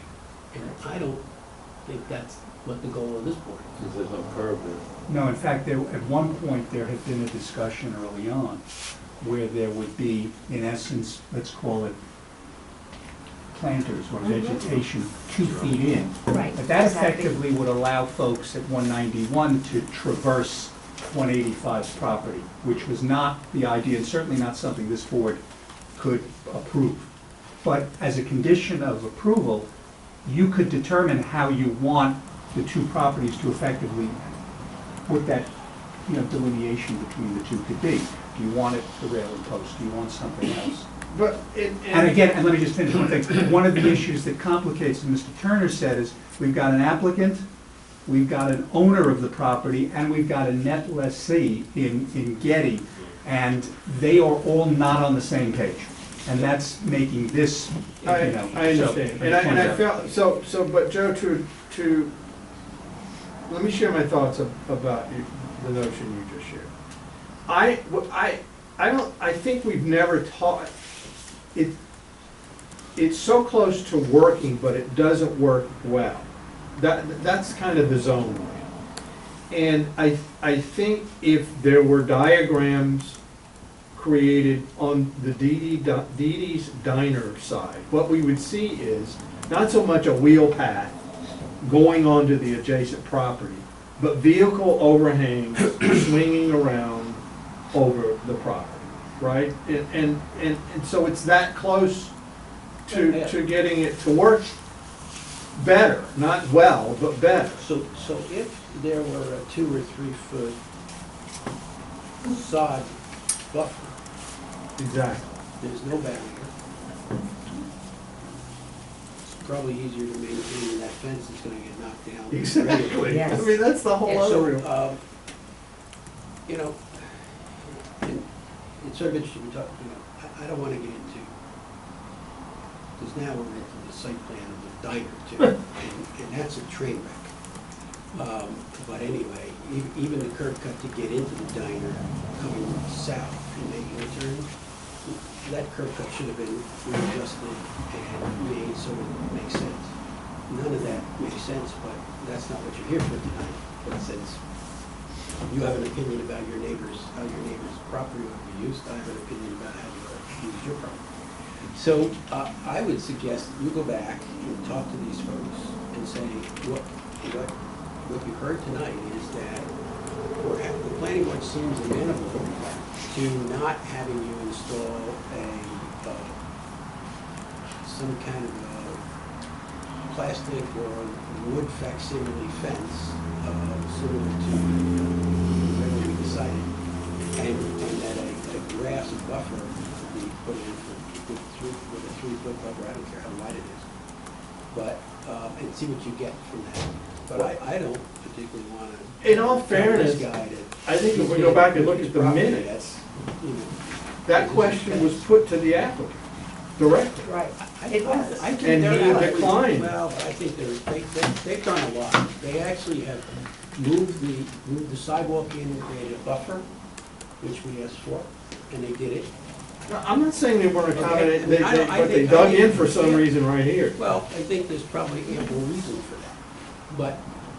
But they might be amenable to. I don't care about what those reasons are, right? I don't think any of us do. What we care about is making this work as a good planning tool. Well, that's right, but a good planning tool in my mind says that if he's got a turning problem, he should be accommodated on his own property, not on somebody else's property. And all I'm saying, John, is that this is a problem between two neighbors, and they should sort it out. The planning Well, board- we've said that also from the beginning. I mean, I'm not gonna tell this guy that he should let, the diner traverse front ends of cars across his property, because he has the right to use We're not property asking, line to property line. not asking to use, that's an important point, we're not asking to use the adjoining property. We're asking only that there be no barrier which creates a It's perception that in the simple. driver's mind that shifts the driver closer to the diner. We're not asking. But by doing that, you give wide berth to anybody to. It's a natural occurrence, and people are gonna take what they can. There's nobody gonna hug the building if they don't have to. And That's the- essentially what you're telling us. Well, You don't want people hugging the building, The existing travel lane is completely on the diner's and property. this should not be a problem to you. It would be if there's a hard barrier along 185, because it is set forth in the letter by the traffic consultant. But no. You experience it. Look, I get that, but all he's telling me is that he can't make a car turn without going on. Nothing about turning, it's a travel And lane. as far as I'm concerned, there's no issue. It's a travel lane, not a I car. disagree, Joe. I don't understand if there is, if we, the board, at some point have approved the site plan for Dee Dee's Diner, knowing where the demarcation line is between the two properties, then it's under the assumption that cars can pass with the space given. It's a conforming building, the building conforms as also. Yeah, you can drive by, I do it all the time. So why is it then an issue Because that of- you're asking the neighboring property to give you swing room? I'm not asking for a swing room, I'm not asking to use their property. I'm Kyle, asking I think this board asked the applicant. for you. We asked the applicant, but you're representing DD, right? Well, I think He's the same answer that answers that question for this board Yeah, answers the question for Exactly. this. So, because it's a better solution. I think that's the, What's it better? having the fence backed up off, having no fence first, in my humble opinion, but having the fence backed away from the property. I think we generally concurred from day one, that was a better plan. I have no interest in allocating a piece of one neighbor's property to. Nobody No. used the word And so allocation. moving a fence back. I don't think we had that conversation. We didn't talk about moving a fence back. But that may We be an talked aesthetic about- decision, there are a number of reasons fences are moved back. There just are. Over the Yeah. course of the history of this board, we've positioned But fences you for know, numerous John, reasons. John, we can't sit and have this conversation here without having the applicant here. That makes absolutely Now, no sense. then I go back to my original question to Stuart, which is, where do we land in the leverage on this? Gotta bring your applicant. I mean, you have one of two choices. One is you could say, as the chair has said, it's it's a property line. And if you don't want these folks to simply cross over the property line, they can put up a fence, they can put up no barrier. The concern that I have as an attorney is that if you may be effectively permitting, even though I know what Rick is saying, you're effectively permitting other cars to traverse the adjoining property. Yeah. That's what you're effectively doing. Say that again? If you have no barrier there at all, you're effectively permitting drivers at 191 where Dee Dee's is to traverse. None of there's landscaping and other elements, and I'm not suggesting Well, that that may, fits. well, that's, you know, then you're But talking things, but then you gotta, that's why I say you need the applicant involved, because as you correctly point out, this was the one area we seemed to draw a line saying, I don't, you know, I can't go back to my guy and ask him that. That was like, you know, the impression that I got, if I remember when We the. can't very well approve for this applicant what the other guy has to do. 100% correct. You're right. We can only do it. But we can still pursue good community planning. That's what we're here for. Yeah. Not on the other But guy's the- property, he's gotta be here too. That's what I've got to get him in here. Right? I mean, at some point, he's gonna want his final resolution moved on and That's whatever, why I so he think- needs Right, to and I go mean- and be back in business, so. Why don't I just There's an have this, why don't I incentive just here. have him Right, here? and I don't So- disagree let's- with let's the find out. expert's letter. There are many good suggestions here, you know, keeping it back from the curb and not to come all the, I mean, many good suggestions, but, you know, we're not King Solomon. We cannot sit here and be the ones who are going to decide whether you can talk to the applicant or not, or make a decision between what it is. But you have complete discretion over the final site plan. So Complete I, discretion. well, we've already made that decision, and as an accommodation, we let you come here tonight. But so, Jesus, would you, Bring the applicant. okay. I completely agree. I I mean, I say bring them in, but I also want to add, since we're going down the line, that in the end of the day, it is their private property, so. Yeah, so I agree with John's point that it's not the best planning, but we're stuck up against someone's private property, and whether they want to have a fence there or some other type of edge, maybe it's in our discretion as to what that should be, and we already had negotiation that we don't want chain link there, but some other type of edge might be appropriate too. So I say bring them in, let's have that discussion. I think they should be talking to them outside of the storm as well. So I'm inclined to agree with all that. However, they don't necessarily have to come back here. Correct. And there's a cost associated with bringing their engineers back in here, and somebody's got to pay that bill. We've sit here- offered, we sit we've here offered to tonight. pay that. Okay, then however you take care of that, we'll work with Tracy to figure out how to make this happen. Okay? Got it. Okay, nobody else is coming to speak to that here, right? No, pretty good. All right. Avalon Community.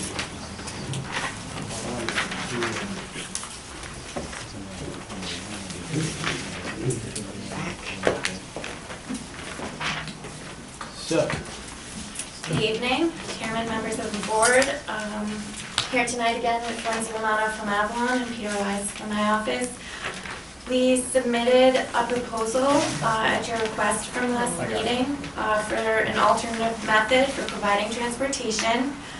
We worked with our business team and we proposed the Uber for Business program, and that was modified from what is currently used at Avalon Great Neck. We're actually proposing a larger subsidy for Avalon Ossining than is currently in place in Great Neck. And we submit that this conforms to your dual objectives of reducing traffic and parking demand at the train station. We're offering a $4 discount per ride to and from the train station for the residents. And that would be offered at all hours Monday through Friday to allow more flexibility for residents in commuting. And in our experience, we found that residents actually prefer on-demand travel services, and that works better with modern commuting practices. So we'd like to hear your comments, and we're here to answer any questions, but Who is your arrangement with? it's with Uber. With an Uber franchisee or what? No, it's with Uber corporate. Yeah, no, I mean, I know what Uber is. But is it a driver that? She said Uber. No, so it's Uber what? it's Uber corporate, so it's through the app, and it's applied through. They have Avalon has a business representative at Uber who can apply this discount to residents through the app, and it will be only for the train station. They can set all of these parameters So it's through the app. dollar cheaper than a taxi. $4 cheaper. No, isn't a taxi $5 anywhere now? No. That's what I see on the tab. If I come from Croton to my house, it was $10 last time I got it. Is it safe to say this is a business model and a pattern that's applied in many places that you're? Yes, Avalon has So used this. there's a trajectory, a history, a track record, it's $5 anywhere. worked well.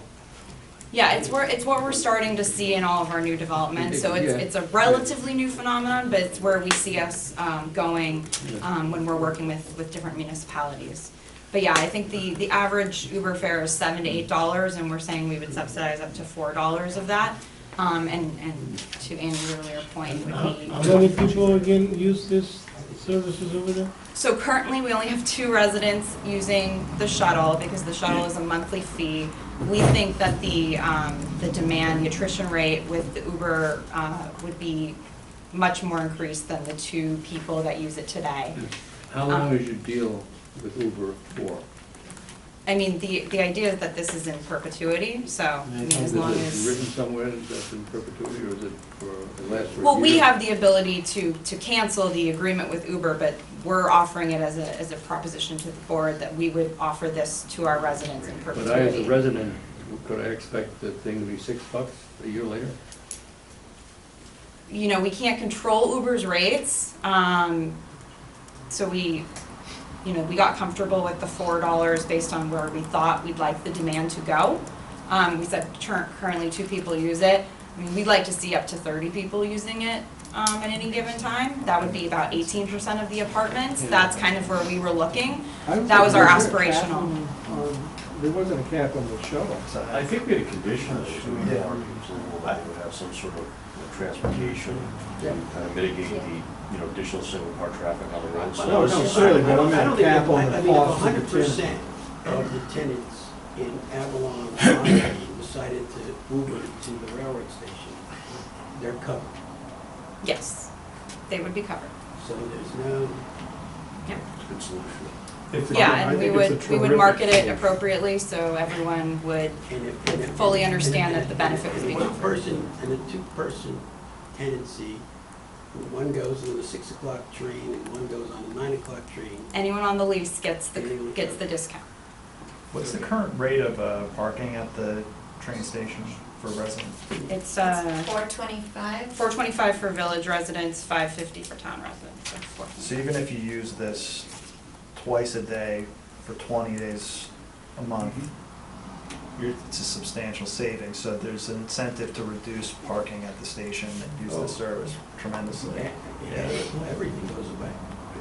Yeah. Not to mention the empty shuttle bus. Right. Yeah, I mean, this is a benefit that the residents will actually really value. So what is that, the Yeah, I just have one other question. So you say you're gonna market it through a link from Uber to the residents? Are you gonna provide to, like, new residents in a packet or So yeah, lots of tours, different, so we'll have it on the website, we'll do it in every new tour, we'll talk about it in renewals, we have community boards throughout the property that will highlight it, and we've also talked about having it be part of our biannual resident event. We do a Christmas or holiday event, And so we would share that as a new offering to the residents. So we want to make sure to get the word out. And if we approve this, would you give notice, say like a flyer under every door or something like that? announcing the We program? typically e-blast, which Okay. we send an email to every resident. We If can, that's the equivalent of that, then. that's our new way of doing that. Yeah. Yeah, we have email accounts for all of our residents, and we send them emails Yeah, just so whenever we have that current residents are Everyone would, yeah. aware of it. Yes, for sure, we would do that. Cool. All right, any questions from the public? If not, is there a motion to substitute the Uber arrangement outlined in the October, 9th letter? Yes. I'll move, second. Jesus, second, all in favor? Aye. Carried. Thank you. Okay. Thank you so much. Great, thank you, That's everybody. if the Uber driver shows up in the shuttle bus. Well, Is that a reality? Shuttle Pardon? driver might. Thank you. Those I'm taxi thinking guys, that, they drop. that's a business that's getting, that's on any, the any downtown. Ubers are also listed too. So Avalon is okay, 49 Springs adjourned, Yes. 17, are you 173, where are we on 173? Next month. Okay, adjourned, Yes, 19 Camp Woods. that's also adjourned.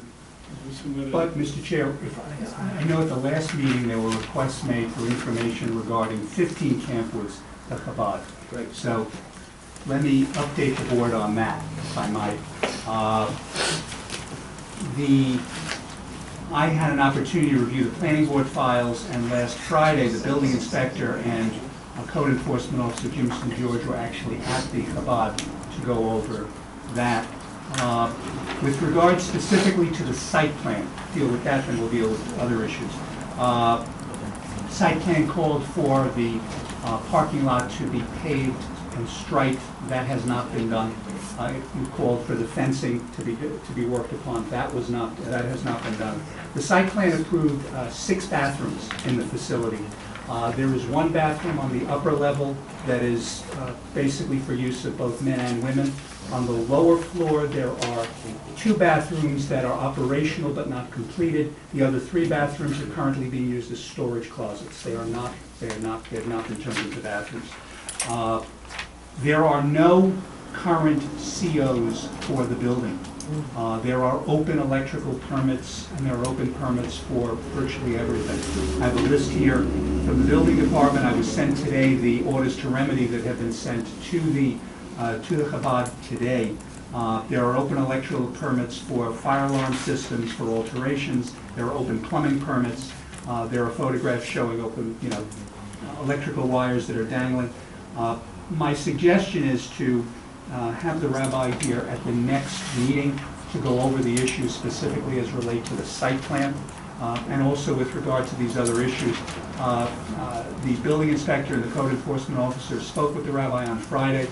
He indicated specifically with regard to the electrical permits, he would be getting the electrical inspector in and the electrician in to get that work done, because that is, frankly, is the most significant, because there are not only services there is religious school there, and there are classes in the evening that are also offered there as well. There was another man who did most of the presentation. Yes. I was just gonna say, Right. is the attorney still involved with the presentation? I'll find out. I know that when they went on Friday, he was not there. It was just, they met with the rabbi. But there's a significant amount of work that needs to be done. I'm told that the OTRs total 47 pages.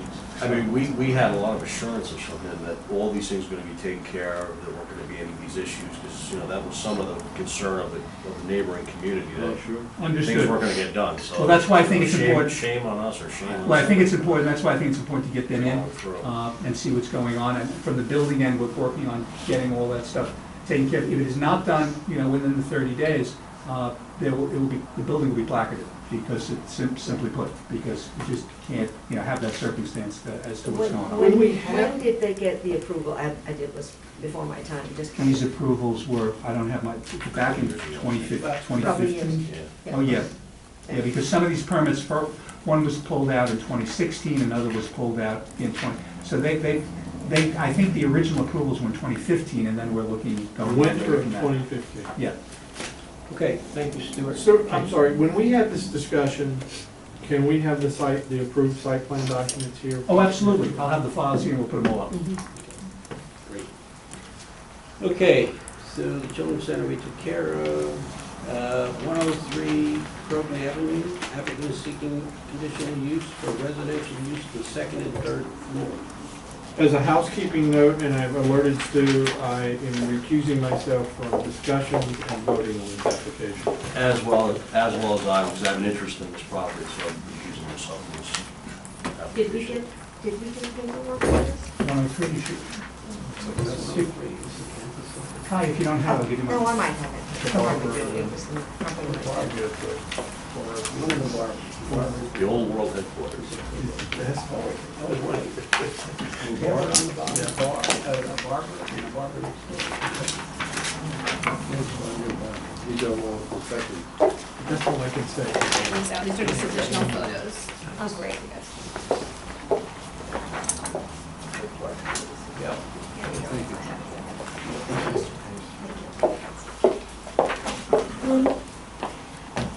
Good evening, my name is Jacqueline Tyler of Tyler Architecture and Planning, and I am here on behalf of Alex Beldotti. I'm not sure if you all are familiar with this site over on 103 Croton Avenue, but it is an existing commercial building right now. There's 3 stories that's kind of separated into 2 spaces, which we'll get to in a minute. There was an existing residence with a wraparound portion. In the front of the building is the area we're looking to do the work in. In the rear of the property, the building is existing apartments. We're not looking to do anything with those. Those will remain as they are. Currently, the first, second, and third floor of the front portion of the building are all commercial spaces. Right now, their second floor and third floor are vacant. There have been lots of transformations that have taken place, interior work that has been done, but nobody has been staying. So the plan here is to convert those 2 spaces on the second and the third floor to residences. The area on the left would become 1 duplex, so we would have the living space on the first floor of the unit, which again is on the second floor. And the third floor would house the bedrooms up on the top. That lends the right side, because we have to make sure, obviously, that we're falling within the required 600 square foot residential units, and the right side of the building situates itself for that perfectly with 1-bedroom apartments on each of the floors, so on the second floor and on the third floor. The first floor will remain as is with the 2 tenant commercial spaces, and the rear will remain as it is. So what we are looking for from the planning board is a conditional use for the apartments on the second and third floor, as well as looking at the parking on site. There are currently 15 spaces on site, but they do not meet code requirements, so we are proposing a total of 14. You will see that under the requirements, we are actually required to have 16.1 with both the commercial and the residential space. But according to section 27030A, which I'm sure you are all familiar with, you have the capability to reduce the parking spaces. And we have seen based on, and you'll see it, and I'm assuming you've looked at the narrative already, but currently that parking lot sits vacant most of the time. So on the off hours would be the residential parking, and on the on hours would be the business from 8 to 5-ish. So 3 units altogether? 3 new units, correct. 1 duplex and 2 1-bedrooms. Okay. That third floor is what we see behind the mansard facade here? That's where the third floor is? Correct, yes. Okay. All right. Any, Yes, it sits up in here. any questions from the, and the parking spaces are included in the rent, right? I'm sorry? Parking spaces are included in the rent. Yes.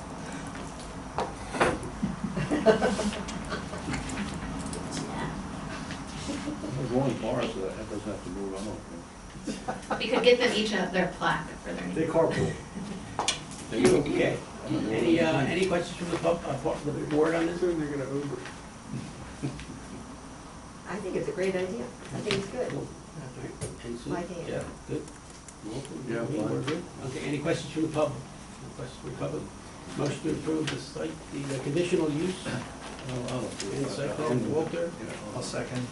Jeff, all in favor? Aye. Recognized too. Oh, Jamie, at some point we should take attendance.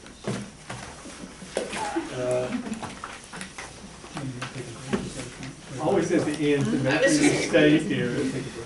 Thank you for your time, I appreciate it. Thank you.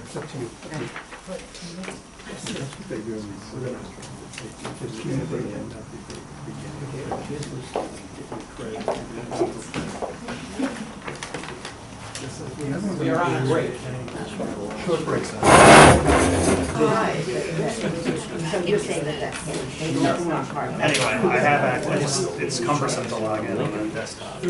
Okay, so let's get started. We have 228 North Island Avenue. Hi, I'm Susan Reardon, the architect for Vivian and Carlos Lozano, who are the owners. And I'll get started. Currently, there is a single-family house, and it's in an NC1 zone. It's right next to 7-Eleven, and on the other side is shoe repair and a bunch of businesses. They both have parking in the front. So this house is set back a little bit. The plan is to put an office, well, actually it's a accounting office in the front. And that would bring it more into conformance, because right now it's a non-conforming building. And we would like to add parking in the front to match all the other buildings in front and next door on either side as well. And the other, in the back will be the residence, the single-family residence. Is there any screening of the car? Is there any? Screening for the car? Yes, yes. As an example? The picture should show the photos. Do the photos? Yeah. Right, do the next photo. You can see it's on a hill. So what would you, so you're gonna rearrange the shrubbery? What's gonna happen? Yeah. I mean, you gotta dig some out? Basically, right now, they have to back out of the garage, and it's very dangerous. So this would allow for parking on the side, and then they can back into the garage and come out forward, which would be much safer. So they bring the property line forward, how would they do? The house is set back, so there's actually room for two cars to sit in front, right off the driveway. So instead of parking on the driveway and backing out, they can park right there and then back up the driveway, which would be safe. Is there any change in the footprint, Susan? No change in the footprint, no. You're gonna close that front porch, or is that gonna stay that way? It's gonna stay that way. Basically, there's a kitchen and bathrooms and, in the back for the residents, and then the front will be the office. It's a single family with sort of this attached professional use. Right, but right, yeah, it's in an NC zone, so single family doesn't really comply. So permitted use, it's not a condition. Okay, so I think this is okay. I'm not gonna talk about how close the driveway is to the other. Can we move the building over and enhance that garden? But, Just the property yeah, so line. you're backing in and out, that might be interesting. Yeah. But, so I don't know, I think it's a buffer a little here. I think we had a reasonably successful attempt on South Island Avenue. Hedges or something? Yeah. They'll put hedges there. I think it'd give you something, you know, low enough. Okay, yeah, fine, okay. Any questions? You're gonna have any, I don't know what's within the jurisdiction of this board, but signage for the office, is there anything planned? I haven't planned on anything yet. just waiting for it to see if I'm allowed to put the office there. But I don't like, We don't need that. I mean, like, anything that you allow me to do, I will do, but I don't. I think we have some kind of sign ordinance, We do. really what size it's gotta be. Can you say your name for the record, please? Vivian Lozano. Okay. Did you purchase the residence? Yes, we did last year. I've forgotten how cute it is. I'm You so did. glad. Oh. Yeah, you can hardly see it like when you But pass I'm by. glad you purchased it, and I hope you're good stewards of it, and it's very cute. So, everybody good? Yeah. All right, is there a motion? to Yes, approve? motion to approve. Raya, second? Second. Jeff, all in favor? Aye. Carried. Excellent. Thank you. Thank you so much. Thank you. So we have come to the end of our official business. We have some informal discussions, but before we do any of that, is there a motion to approve the minutes? Any changes? I need to abstain. Okay, Mike's motion, second. Second. Aye, all in favor? Aye. Okay, so one abstain. All right, so do we need to adjourn our formal meeting and then go into? It's not really exact, it's, No, it's not exactly just informal, nobody's paid any money. yeah, so at this point, I mean, you could actually, We're not keep taking the record. no, so you can just, you can, So- Turn off the mics. you can Motion to Adjourn the meeting. adjourn the meeting. Motion to adjourn the meeting. Second. And we got two, and all in favor? Aye. Carried. Okay, That could be till- so